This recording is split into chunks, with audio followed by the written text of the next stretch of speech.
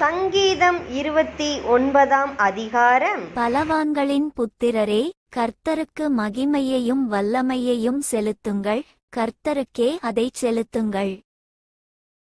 கர்த்தருடைய நாமத்திற்குரிய மகிமையை அவருக்குச் செலுத்துங்கள், பரிசுத்த அலங்காரத்துடனே கர்த்தரை தொழுது கொள்ளுங்கள்.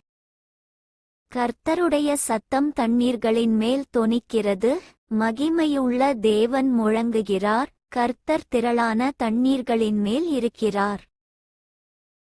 கர்த்தருடைய சத்தம் வல்லமையுள்ளது, கர்த்தருடைய சத்தம் மகத்துவமுள்ளது. கர்த்தருடைய சத்தம் கேதுரு மரங்களை முறிக்கிறது, கர்த்தர் லீபனோனின் கேதுரு மரங்களை முறிக்கிறார். அவைகளைக் கன்றுக்குட்டிகளைப் போலவும், லீபனோனையும் சீரியோனையும் காண்டாமிருக குட்டிகளைப் போலவும் துள்ளப்பண்ணுகிறார்.